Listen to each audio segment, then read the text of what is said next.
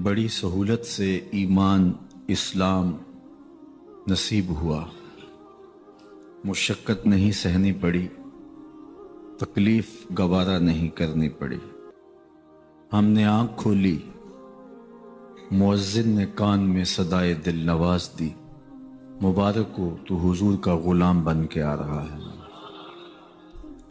ہم بولنے لگے تو ہماری زبان پر اللہ جل شانہ کا مبارک نام جاری کیا گیا۔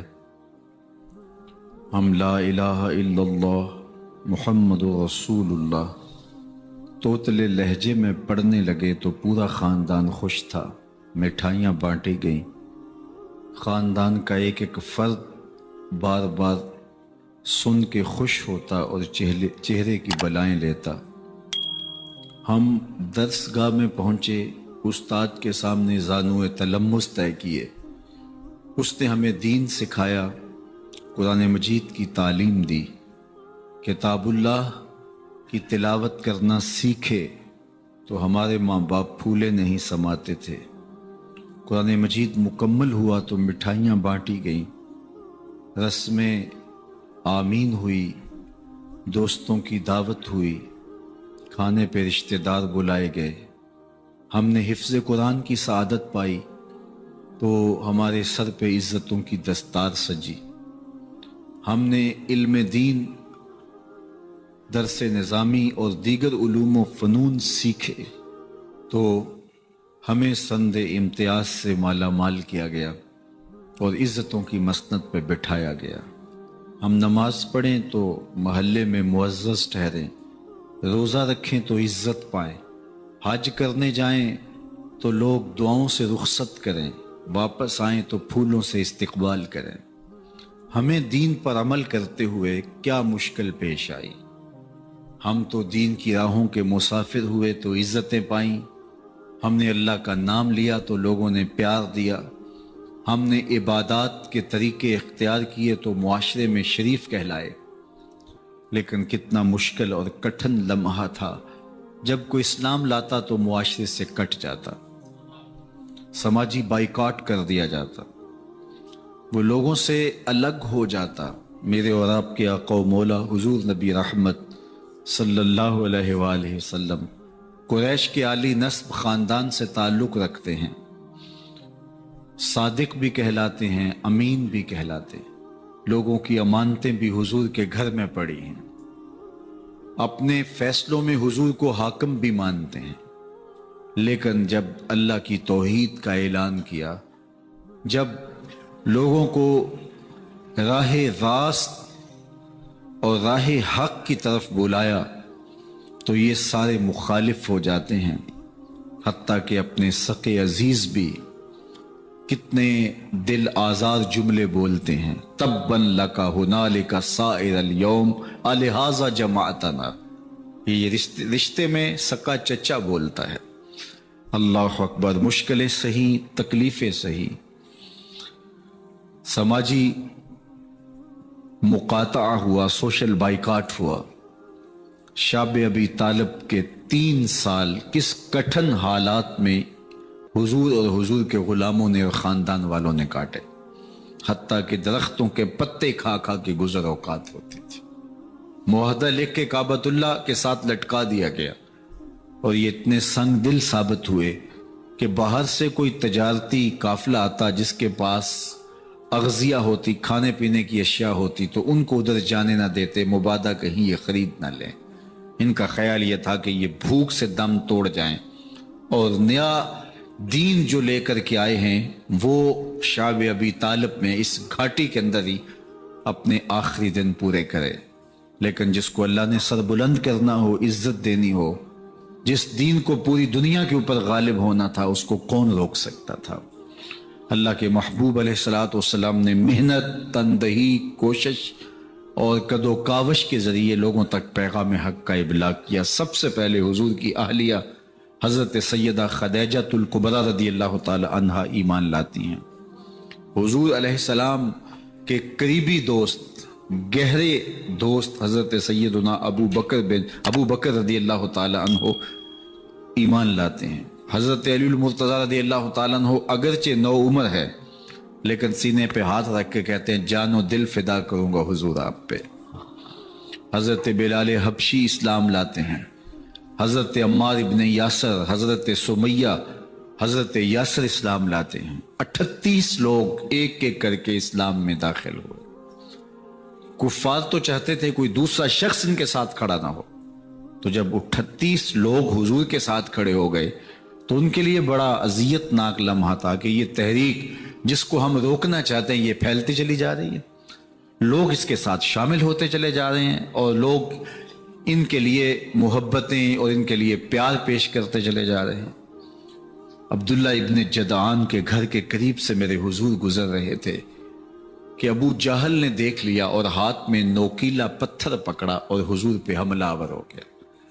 آقا کریم علیہ السلام نے کوشش کی کہ الجھاؤ پیدا نہ ہو، لیکن یہ اس بات پہ تلا ہوا تھا کہ حضور کو اذیت دے۔ اس نوکیلے پتھر سے حملہ آور ہو کے حضور کو گہرے زخم دیتا ہے، حتیٰ کہ حضور کے مبارک بدن سے خون بہنے لگ جاتا ہے۔ وہاں سے حضور سین حرم میں پہنچتے ہیں اور اللہ کے حضور سر بسجود ہو جاتے ہیں۔ حضور کے چچا حمزہ بن عبد المطلب ابھی اسلام نہیں لائے تھے، وہ شکار کھیل کے واپس آ رہے ہیں، اور جب وہ شکار کھیل کے آتے تھے تو بڑا اترا کے چلتے تھے۔ انہوں نے سنا کہ 2 لونڈیاں آپس میں بات کر رہی ہیں۔ اس کو پتا ہوتا نا کہ اس کے بھتیجے کے ساتھ کیا سلوک ہوا ہے تو یہ کبھی بھی ایسی چال نہ چلتا، اس کی ٹوری کوئی اور ہوتی۔ تو رک گئے، قدم خود بخود ٹھہر گئے، رک کے پوچھا کیا ماجرا ہوا؟ کہا تمہارے بھتیجے کو ابو جہل نے مارا ہے اور اس کے نازک بدن سے خون بہتا رہا۔ وہ خاموش تھا لیکن اس نے جان بوجھ کے زیادتی کی اس پر۔ بس غصے میں بپھر گئے۔ سین حرم کے آس پاس قریش اپنی مسندیں جمائے بیٹھے ہوتے تھے ٹولیوں کی شکل میں۔ آج امیر حمزہ آئے اور ابو جہل کو تلاش کر کے اپنی کمان کو زور سے اس کے سر پہ مارا اور اس کا سر پھٹ گیا، اور ساتھ بولے تم نے ہمارے بھتیجے کو لاوارث سمجھا ہے؟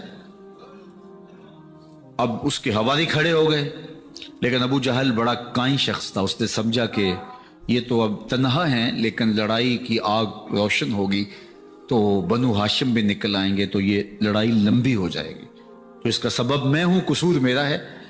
اس نے کہا بس مجھ سے غلطی ہو گئی، اس طرح اس نے بات کو ٹال دیا۔ اب حضور کے چچا حضور کو ڈھونڈ رہے ہیں۔ سین حرم میں حضور علیہ السلام اللہ کے حضور سر بسجود ہیں۔ یہ پاس جا کے کھڑے ہو گئے اور کہا یا ابن اخی، اے میرے بھائی کے بیٹے، اے میرے بھتیجے۔ لیکن حضور سر نہیں اٹھایا۔ اللہ کے حضور اپنے دکھڑے بیان کر رہے ہیں۔ اسی کسے دے کچھ نہیں لگ دے تے نہ کوئی ساڈا دردی۔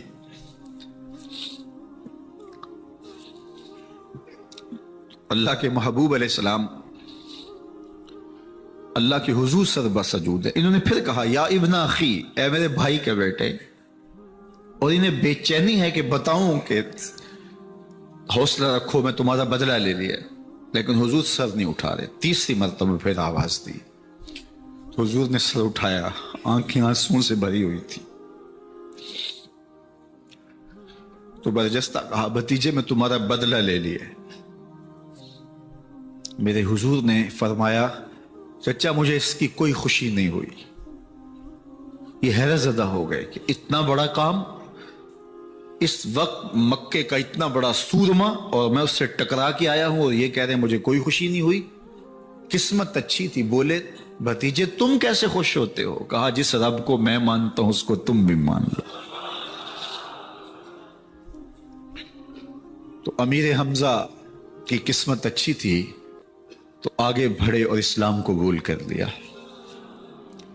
38 لوگ پہلے مسلمان تھے، یہ 39 میں مسلمان ہو گئے۔ بس ان کا اسلام لانا مسلمانوں کے لیے تسکین قلب کا ساما ہوا۔ حضور کی آنکھوں میں امٹتے ہوئے آنسو آگے بڑھے، کعبے کو غلاف کو پکڑا، کہا اللہم اعز الاسلام باحب الرجلین الیک بعمر ابن الخطاب اور بعمر ابن حشام۔ اے اللہ ایک شیر دیا ہے، ایک شیر اور دے دے، اب تیری مرضی، یا عمر بن خطاب دے دے یا عمر بن حشام دے دے۔ اگرچہ اس نے میرے اوپر پتھر برسائے ہیں، مجھے زخمی کیا ہے، لیکن اگر دین کی تقویت اس سے ہو سکتی ہے تو مالک مجھے کوئی غصہ نہیں۔ چاہے عمر بن حشام، یہ ابو جہل کا نام ہے، مجھے چاہے عمر بن حشام دے دے یا عمر بن خطاب دے دے، ایک شیر دے دیا، ایک شیر اور عطا کر دے۔ حضور کعبہ کے غلاف سے لپٹ کے اللہ کے حضور دعائیں مانگ رہے ہیں۔ 39 لوگ اسلام لا چکے ہیں، 40ویں کا انتظار ہے۔ اللہ کے محبوب علیہ السلام کی دعائیں ہیں، حضور کی التجائیں ہیں۔ ادھر یہ خبر پورے مکے میں پھیل جاتی ہے کہ حمزہ بھی ایمان لے آئے۔ کفار پر سراسیمگی سی کیفیت پیدا ہو جاتی ہے کہ ہم تو سمجھتے تھے کہ یہ 2-4 لوگ ہیں، 10, 15, 20 لوگ جمع ہو جائیں گے، اور اس طرح کے لوگ بھی اگر ان کے ساتھ شامل ہو گئے تو ان کا راستہ نہیں روکا جا سکے گا۔ وہ سر جوڑ کے سوچنے لگے، ابو جہل کو کوسنے دینے لگے، اس نے کیوں یہ ظلم کیا کہ اس کا نتیجہ یہ پھر ہمیں بھگتنا پڑ رہا ہے، اس کے لیے کوئی تدبیر کرنی چاہیے، اس کے لیے کوئی حکمت سوچنی چاہیے۔ 26 سال کا نوجوان ہے، خطاب کا بیٹا ہے، نام عمر ہے، اپنے گھر کے اندر پیچ و تاب کھا رہا ہے کہ اگر یوں ہی اسلام پھیلتا رہا تو ہمارے بتوں کے خلاف اٹھنے والا یہ نظم اتنا پھیل جائے گا کہ روکنا مشکل ہو جائے گا، آباء و اجداد کی کہانیاں ختم ہو جائیں گی، یہ ایک نیا دین ایسے پنپتا رہا تو پھر اس کو روکا نہیں جا سکے گا، کون روکے؟ دل میں خیال آیا اس کا ایک ہی حل ہے کہ بانی اسلام کی زندگی کا چراغ گل کر دیا جائے، لیکن یہ اتنا بڑا کام کون کرے؟ سوچا خود کروں گا۔ اٹھتی جوانی اور یہ پہلوانی کا زمانہ تھا عمر بن خطاب کا، اعضاء میں توانائی، طبیعت میں جوش، تلوار حمائل کی۔ دوپہر کے وقت خیال آیا تو کڑکتی دوپہر میں چل پڑے۔ سنسان گلیاں ہیں، سخت گرمی ہے، لوگ دیواروں سے لگ کے چلتے ہیں اگر کوئی کسی کو کسی مجبوری کے تحت کہیں جانا بھی پڑے، لیکن یہ مست ہاتھی کی طرح اپنے ارادے کو عملی جامہ پہنانے کے لیے گھر سے نکل پڑتے ہیں، اور اس انداز سے تلوار حمائل کیے ہوئے آگے بڑھ رہے ہیں۔ نعیم بن عبداللہ آگے سے آ رہے تھے، آنکھوں میں اترا ہوا نشہ دیکھا، کہانی سمجھ گئے، یہ بھی مسلمان ہو گئے تھے لیکن ابھی ایمان ظاہر نہیں کیا۔ کہا عمر کدھر کے ارادے ہیں؟ کہا بانی اسلام کا چراغ بجھانے جا رہا ہوں، یہ روز روز کی کہانی ختم کرنے جا رہا ہوں۔ آج حمزہ ایمان لائے ہیں، کل کوئی اور آ جائے گا، پھر اس تحریک کو روکنا مشکل ہو جائے گا۔ نعیم بن عبداللہ مسکرا کے بولے گھر کی خبر لی ہے؟ کہا کیا ہوا میرے گھر کو؟ کہا تمہاری بہن فاطمہ بھی اس محمد کی غلام بن گئی ہے، تمہارا بہنوئی سعید بن زید بھی اس کا نوکر بن گیا ہے۔ بس بپھر گئے، وہ جو غصہ تھا وہ ادھر منتقل ہو گیا، بہن کے گھر کا رخ کیا۔ جب دروازے پہ پہنچے تو اندر سے قرآن پڑھنے کی آواز آ رہی، جو کہا گیا تھا، جو سنا تھا، اس کا یقین پیدا ہو گیا۔ زور زور سے دروازے کو کھٹکھٹانے لگے۔ بہن نے دیکھا کہ بھائی ہے، جو قرآن پڑھ رہا تھا اس کو چھپا دیا اور خود دروازہ کھولا، بس پیٹنا شروع کر دیا، مار مار کے سر پھوڑ دیا، خون بہ رہا ہے۔ جب سر پھٹ گیا تو فاطمہ بنت خطاب بولی عمر تم خطاب کے بیٹے ہو، میں بھی خطاب کی بیٹی ہوں، سن لو محمد کا دامن نہیں چھوڑو گی، جو کرنا ہے کرو۔ جب یہ تیور دیکھے تو عمر کی حیرت انتہا کو چھو گئی، یہ کون سی قوت ہے جس نے ایک عورت کے اندر یہ جذبے رکھ دیے؟ کہا اچھا بتاؤ تم کیا پڑھ رہے تھے؟ کہا تم ناپاک ہو، تمہیں نہیں دوں گی۔ کہا کیسے دو گی؟ کہا پہلے غسل کرو۔ عمر غسل کر رہا ہے، سودا لینے کے لیے بازار گئے، ہاتھ اس کے بکے جس کے خریدار گئے۔ عمر غسل کر رہے ہیں، غسل کر کے باہر آئے تو بہن قرآن لے آئی، وہ کھجور کی چھالیں، وہ چمڑے کے اوپر لکھا ہوا قرآن سامنے رکھ دیا۔ عمر پڑھ رہے ہیں طٰہٰ ما انزلنا علیک القرآن لتشقیٰ، اے 14ویں کے چاند محبوب، قرآن اس لیے نازل تو نہیں کیا تھا کہ تم مشقت میں پڑ جائے، محبوب رحمت کے دروازے کھل رہے ہیں، کرم نوازیاں ہونے والی ہیں۔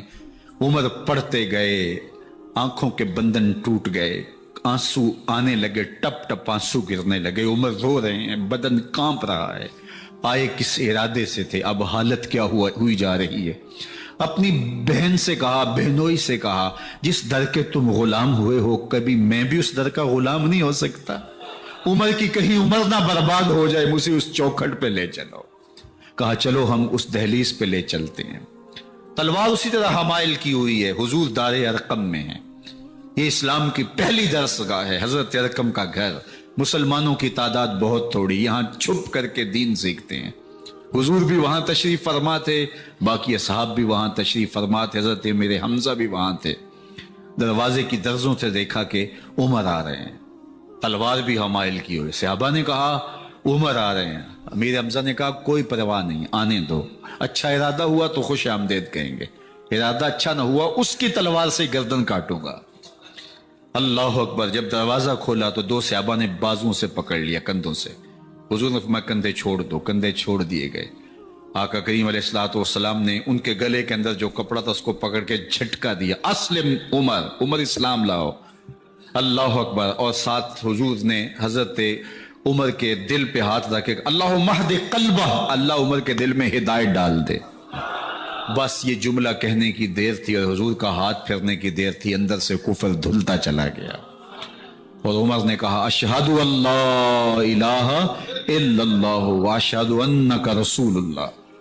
جب یہ پڑا کلمہ تو حضور کی زبان سے بے ساختہ نکلا اللہ اکبر، اور صحابہ نے بھی اللہ اکبر کہا، اور اس زور سے کہا کہ مکے کی گلیاں گونجنے لگی۔ اب عمر ایمان لانے کے بعد حضور کی خدمت میں حاضر ہو کے عرض کرتے ہیں حضور کیا ہم حق پہ نہیں ہیں؟ فرمایا ہم حق پہ ہیں۔ کہ اللہ کا دین سچا نہیں ہے؟ فرمایا اللہ کا دین سچا ہے۔ کہا کہ آپ اللہ کے سچے نبی نہیں ہیں؟ فرمایا میں اللہ کا سچا نبی ہوں۔ تو فرمایا پھر ہم چھپ کے نماز کیوں پڑھیں؟ کہا کہ عمر تم جانتے ہو حکمت ہے، اتنے جو ہے وہ ہماری تعداد نہیں، اور کفار کا جور و ظلم و ستم۔ عرض کی حضور ہم کعبۃ اللہ میں جا کے نماز پڑھیں گے۔ مسلمانوں کی دو صفیں بن گئی، ایک صف کی قیادت امیر حمزہ کر رہے ہیں، ایک صف کی قیادت حضرت فاروق اعظم کر رہے ہیں، درمیان میں حضور چل رہے ہیں، اور روایات میں آتا ہے حضرت عمر چلتے جاتے ہیں اور ساتھ لا الہ الا اللہ پڑھتے چلے جا رہے ہیں۔ اور پھر جا کے وہاں پہنچے تو وہاں جو صنادید قریش تھے ان پر سختہ طاری ہو گیا۔ حضرت عمر رضی اللہ تعالیٰ عنہ جب ایمان لائے تو آپ نے ایک ایک کافر کے گھر کے دروازے پہ کھڑے ہو کے کہا، جب کوئی بھی شخص مسلمان ہوتا تو کفار اس کو مارتے، زود و کوب کرتے، ظلم کرتے، ستم کرتے، گھسیٹتے بازاروں میں، لیکن حضرت عمر ایمان لائے تو ایک ایک شخص کے دروازے پر کھڑے ہو کر کے کہا کہ تم کمزوروں کو مارتے تھے، میں تمہیں بتانے آیا ہوں میں محمد عربی کا نوکر بن گیا ہوں۔ بلکہ آپ نے اعلان کیا جس نے اپنی بیوی کو، بیوہ اور بچوں کو یتیم کروانا ہو اور اپنے ماں باپ کی کمر کو جھکانا ہو وہ عمر کے مقابلے میں آئے۔ اللہ اکبر۔ زنیرہ نامی ایک خاتون تھی، بہت کمزور، راوی کہتا ہے کہ اس کی ہڈیوں میں گودا نہیں تھا، عشق رسول تھا، اور اس کا ظالم آقا اس کو مارتا ہے، اور جب مار مار کے تھک جاتا ہے ادھر سے عمر آ رہے ہیں، یہ اسلام لانے کے پہلے کی کہانی ہے، تو ادھر سے عمر آ رہے ہیں تو اس نے کہا عمر تم جوان آدمی ہو تو یہ چھوڑتی نہیں ہے اپنے نبی کا نام، ذرا تم آؤ۔ تو عمر کوڑا پکڑ لیتے اسے مارتے ہیں، مارتے مارتے تھک جاتے ہیں تو پانی پینے لگتے ہیں، تو کہتے ہیں مجھے تیرے پہ ترس نہیں آیا لیکن میں ذرا پانی پینے لگا ہوں، اور پھر گلے کے اندر کپ ڈال کر کے کوڑا اور اس کی رسی کو بل دیتے ہیں اور اس کی آنکھیں باہر نکل آتی ہیں، اور کہتے ہیں بلا اپنے نبی کو جو تیری آنکھوں کی بینائی واپس کرے۔ اللہ اکبر. تو اس نے آسمان کی طرف منہ کر کے کہا مالک میں کبھی بھی آنکھوں کی بینائی نہ مانگتی، لیکن اب تیرے نبی کی عزت کا سوال ہے. آنکھوں کی بینائی واپس ہو جاتی ہے. زنیرہ کو بڑا مارا. آج عمر گلیوں میں آنکھوں میں آنسو ہیں اور عجیب دل بےتاب ہے، اور کہتا ہے آؤ بھئی میں حضور کا غلام بن گیا ہوں، تمہیں بتانے آیا ہوں. زنیرہ نے موڑ کاٹا تو آگے عمر یہ آواز دے رہے تھے. زنیرہ ایک کونے پہ کھڑے ہو کے رو کے کہتی ہے عمر تم تو بڑے اس دن جوش و غضب میں تھے اور تم مارتے ہوئے تھکتے نہیں تھے. تو عمر نے کہا زنیرہ اس دن میں نے دیکھا نہیں تھا، اب میں محمد عربی کو دیکھ آیا ہوں.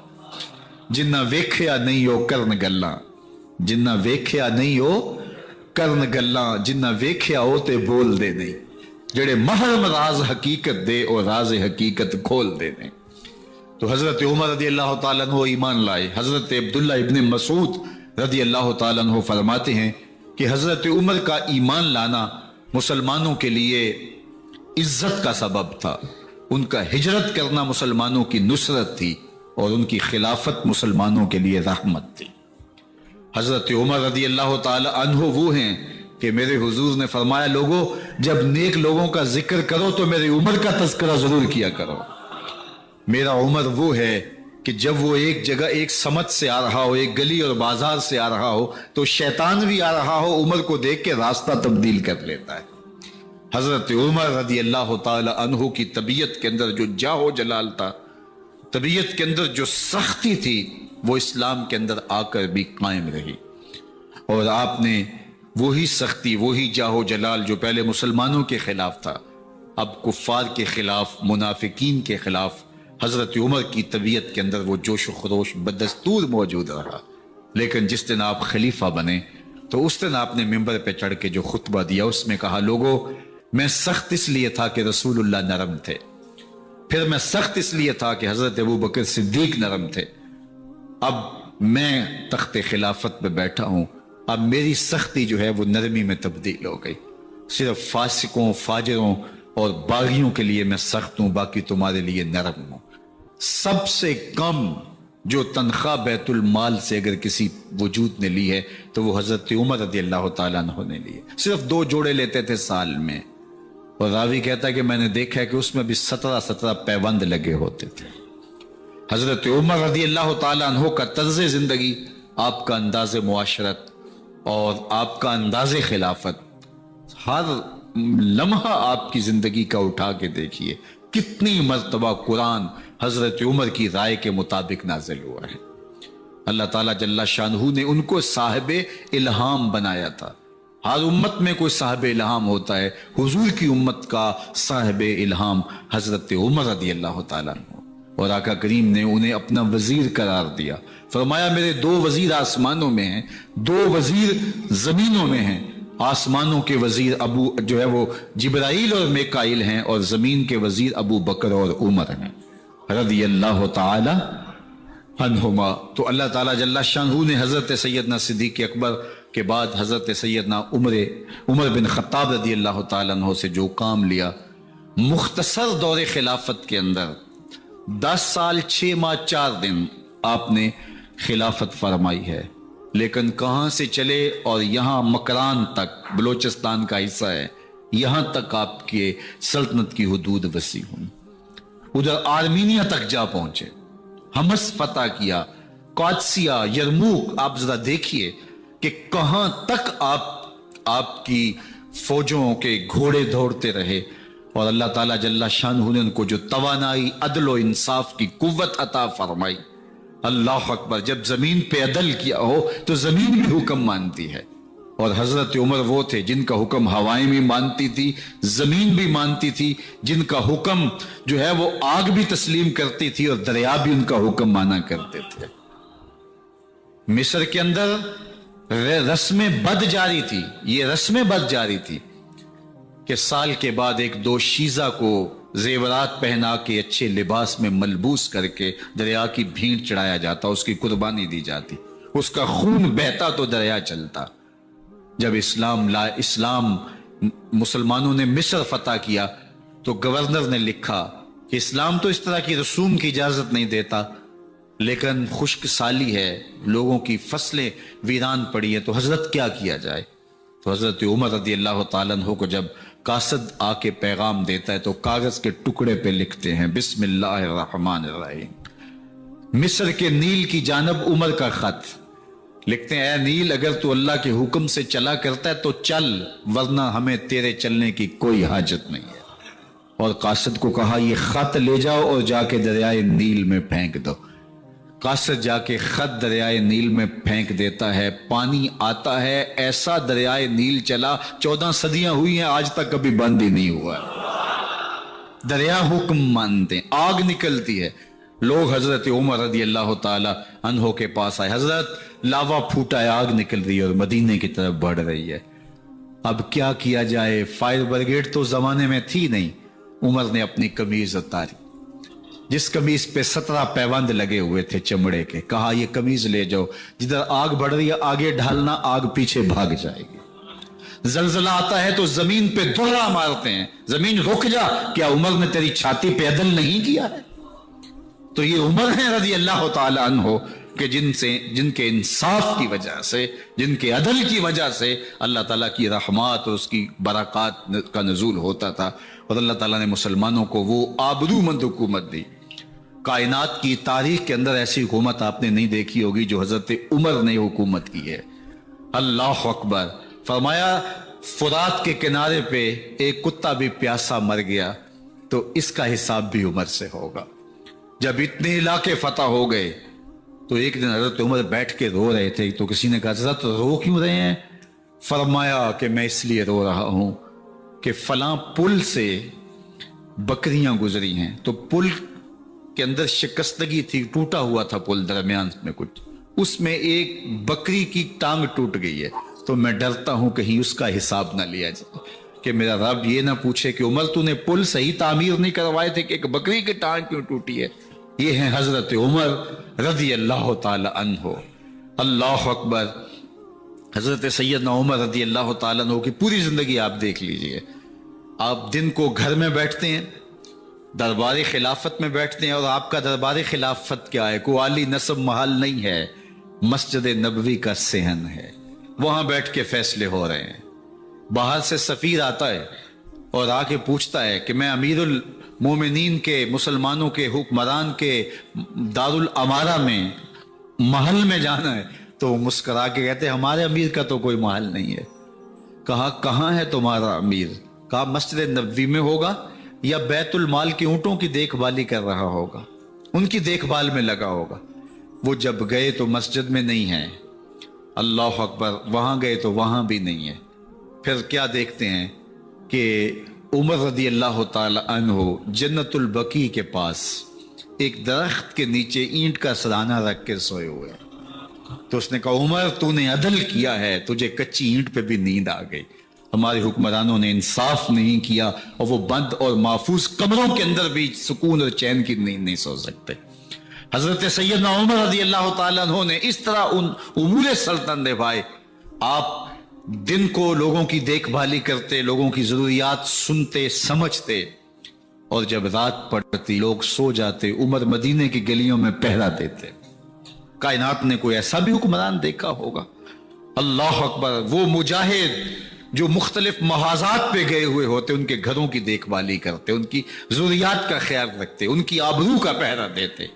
راتوں کی تنہائیوں کے اندر حضرت عمر اٹھتے اور جا کے گشت کرتے، چکر لگاتے، دیکھتے کوئی آنکھ پر نم نہ ہو، مفلسی کا کسی گھر میں ماتم نہ ہو، لوگوں کی ضروریات کا خیال رکھتے۔ اللہ اکبر۔ ایک دن حضرت عمر رضی اللہ تعالیٰ عنہ ایک گھر کے قریب سے گزرے، گھر سے دھواں نکل رہا تھا، سوچا کوئی مہمان ہوگا، گزر گئے۔ تھوڑی دیر کے بعد پھر دوبارہ اس گلی سے گزر ہوا تو پھر دھواں نکل رہا تھا، پھر گزر گئے۔ 2 گھنٹے کے بعد پھر دوبارہ ادھر سے گزران ہوا تو پھر دھواں نکل رہا تھا۔ رات کا پچھلا پہر ہے، ابھی تک گھر سے دھواں نکل رہا ہے۔ عمر رضی اللہ تعالیٰ عنہ نے دروازے کو کھٹکھٹایا، اندر سے خاتون کی آواز آئی، اس وقت کون ہے؟ کہا ایک مسافر ہوں، پوچھنا چاہتا ہوں تمہارے گھر سے دھواں کیوں نکل رہا ہے رات کے اس پہر؟ کہا تمہیں اس سے کیا غرض؟ کہا نہیں مجھے تشویش ہوئی ہے۔ تو اس نے کہا عمر کی جان کو رو رہی ہوں۔ حضرت عمر رضی اللہ تعالیٰ عنہ نے کہا کیا ہوا؟ کہا کہ کھانے کے لیے گھر کچھ نہیں ہے، بچے ضد کر رہے ہیں، ہنڈیا کے اندر پتھر ڈال کر کے میں نیچے سے آگ دیے جا رہی ہوں، بچوں کہتی ہوں تھوڑی دیر ہے کہ بچے تھک کے سو جائیں گے انتظار کر کے، تو کچھ ہو تو پکے، اور بچے ہیں بھوک سے، شدت بھوک کی وجہ سے سو بھی نہیں رہے، اور میں یہاں بیٹھے عمر کی جان رو رہی ہوں۔ حضرت عمر رضی اللہ تعالیٰ عنہ واپس آئے، گھی کا کنستر اٹھایا، آٹے کی بوری لی اور ساز و سامان لیا۔ خادم تھا آپ کا اسلم بیت المال میں، اس نے حضرت یہ سب کچھ میں اٹھا لیتا ہوں۔ کہا حشر کے دن میرا بوجھ اٹھاؤ گے؟ کہا نہیں، وہ تو آپ کو اٹھانا ہوگا۔ کہا عمر کو آج ہی خود ہی اٹھانے تو، اور اٹھا کے ان کے گھر آئے اور گھر آ کے ان کو سب کچھ دیا، اور پھر اس کے بعد جب کھانا تیار ہوا، بلکہ روایت میں آتا ہے کہ جب آگ جلا رہی تھی تو عمر جھک کے چولہے میں پھونکے مار رہے تھے۔ اللہ اکبر! اس خاتون کو نہیں پتا کہ یہ کون ہے، یہ کوئی اجنبی مسافر ہے، میری مدد کر رہا ہے۔ پھر بچے جو ہے وہ جب کھانا کھا کے خوش ہوئے تو حضرت عمر رضی اللہ تعالیٰ عنہ نے دل میں سوچا اور کہا عمر جس طرح تو نے بچوں کو رلایا ہے آج ان بچوں کو ہنساؤ بھی۔ تو بچے بیٹھے ہیں تو عمر کبھی ادھر جاتے ہیں کبھی ادھر جاتے ہیں، جس طرح بچوں کو کھلانے کے لیے جو ہے وہ گھٹنوں کے بل اور ہاتھوں کے بل لوگ چلتے ہیں، حضرت عمر یوں چلتے ہیں اور وہ بچے مسکراتے ہیں۔ جب بچے ہنسنے لگے، کھانا کھا چکے، عمر اس خاتون سے مخاطب ہو کے کہتے ہیں بہن دیکھ عمر کی بڑی مجبوریاں ہیں، فسطاط، یرموک، کہاں کہاں آرمینیا، کہاں کہاں سرحدوں پہ محاذ پہ لوگ موجود ہیں، ان کی دیکھ بھال کرنی، امور خلافت، کیا کیا معاملے ہیں، تنہا اکیلے بیچارے کی جان ہے، وہ نہیں خیال کر سکا، چل تو اسے معاف کر دے۔ وہ بہن کہتی ہے تو اتنی ہمدردی کیوں کرتے عمر کی؟ نہیں، میں عمر کو معاف نہیں کروں، کل قیامت کے دن میں اللہ کے حضور عمر کا گریبان پکڑوں گی۔ تو دوسرے علاقے فتح کرتا تھا، میری خبر ہی نہیں تھی۔ اللہ اکبر! جب یہ بات کی تو عمر چیخیں مار کے رونے لگے اور ہاتھ جوڑ کے کہنے لگے بہن یہ تمہارے سامنے تو عمر کھڑا ہے، یہ حضرت عمر تھے رضی اللہ تعالیٰ عنہ، اور اللہ کے محبوب علیہ الصلوۃ والسلام کے خلیفہ راشد، دوسرے خلیفہ، 10 سال 6 ماہ اور 4 دن آپ نے خلافت کی۔ اور تاریخ کہتی ہے اگر عمر رضی اللہ تعالیٰ عنہ کو 10 سال اور مل جاتے، یا مغربی مفکرین کہتے ہیں کہ اگر کائنات کو ایک عمر اور مل جاتا، پوری دنیا پہ مسلمانوں کی حکومت ہوتی، کہیں کفر باقی نہ بچتا۔ لیکن بد باطن لولو فیروز نامی ایک مجوسی غلام نے نماز فجر پڑھتے ہوئے حضرت عمر بن خطاب رضی اللہ تعالیٰ عنہ پہ حملہ کیا، زہر میں بجھا ہوا خنجر آپ کے جسم میں سرایت کر دیا۔ آپ وہاں سے اٹھا کے گھر لائے گئے اور 4 دن تک مسلسل آپ اس اذیت اور تکلیف میں رہے۔ جب آخری وقت آیا تو اپنے بیٹے کو بلایا، کہا بیٹا میں نے ام المومنین سیدہ عائشہ رضی اللہ تعالیٰ عنہ سے پوچھا ہوا ہے کہ میرے مرنے کے بعد حضور علیہ السلام کی قربت میں مجھے جگہ دے دی جائے، ہو سکتا ہے میں امیر المومنین مسلمانوں کا خلیفہ ہوں تو اس وجہ سے انہوں نے اجازت دے دی ہو، جب میں فوت ہو جاؤں تو ظاہر خلیفہ نہیں رہوں گا، تو پھر جا کے ان کو دوبارہ کہنا کہ میرے باپ کا پیغام ہے، اگر وہ اجازت دیں تو مجھے حضور کی قربت میں دفن کر دینا، اور اگر وہ اجازت نہ دیں تو پھر جنت البقیع میں مجھے دفن کر دینا۔ جب حضرت سیدنا عمر بن خطاب رضی اللہ تعالیٰ عنہ کا انتقال ہو گیا تو آپ کے صاحبزادے ابن عمر حضرت عائشہ رضی اللہ تعالیٰ عنہا کے پاس گئے، کہا کہ میرے باپ کا سلام ہے آپ کے نام، انہوں نے آپ کو زندگی میں کہا تھا کہ حجرہ انور میں سیدنا صدیق اکبر کے ساتھ 2 گز جگہ مجھے بھی نصیب ہو جائے، تو آپ نے اجازت دے دی تھی۔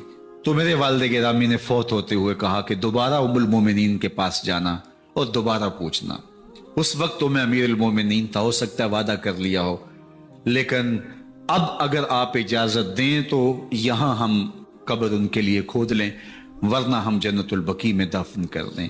تو ام المومنین سیدہ عائشہ رضی اللہ تعالیٰ عنہ رو پڑی اور فرمایا یہ جگہ میں نے اپنے لیے رکھی تھی، لیکن عمر نے اسلام کے لیے خدمت اتنی کی ہے کہ میں نے خود ترجیح دی ہے، اس لیے میں اجازت دیتی ہوں کہ یہاں عمر کو دفن کیا جائے۔ اللہ اکبر! اور پھر وہاں حضرت عمر رضی اللہ تعالی عنہ کو دفن کیا گیا۔ یہ قبر میرے حضور کی ہے، ساتھ حضرت صدیق اکبر ہیں، ساتھ حضرت عمر فاروق رضی اللہ تعالی عنہ ہیں. جے شک ہووی تے چل مدینے، جے شک ہووی تے چل مدینے، ویخ لے جوڑ مزاراں دا، بن یار نبی دیاں یاراں دا. حضور نے فرمایا ایک دن مسجد نبوی سے باہر نکل رہے تھے اور کچھ لوگ مسجد میں داخل ہو رہے تھے. حضور نے دائیں ہاتھ سے ابو بکر کا ہاتھ پکڑا تھا اور بائیں ہاتھ میں حضرت عمر کا ہاتھ تھا، اور جب لوگوں کو آتے ہوئے دیکھا ان کو مخاطب کرتے ہوئے کہا ہاکذا نبعث یوم القیامہ، قیامت کے دن ہم قبروں سے یوں ہی اٹھائے جائیں گے. میرے دائیں ہاتھ میں ابو بکر کا ہاتھ ہوگا، بائیں ہاتھ میں عمر کا ہاتھ ہوگا. جے شک ہووی تے چل مدینے، آ ویخ لے جوڑ مزاراں دا، بن یار نبی دیں یاراں دا. تو میرے حضور نے فرمایا جب اچھے لوگوں کا ذکر کرو تو میرے عمر کا ذکر بھی ضرور کیا کرو. تو حضرت عمر رضی اللہ تعالی عنہ اللہ کے محبوب کے محبوب ہیں. باقی صحابی مرید ہیں، حضرت عمر میرے حضور کی مراد ہیں. اللہ سے مانگ کر کے لیا ہے اللہ عمر بن خطاب عطا کرتے، اور پھر اللہ نے عمر کی صورت میں اسلام کو وہ عظیم تحفہ دیا جس سے اسلام کی عزت بڑھی اور شان و شوکت میں اضافہ ہوا اور اسلام کے جھنڈے چار داغ عالم کے اندر لگ گئے. اللہ مجھے آپ کو حضرت عمر کے نقوش پاک کی برکتیں عطا فرمائے اور ہمارے حکمرانوں کو ان کے نقوش پاک کو خضرا بناتے ہوئے اسلام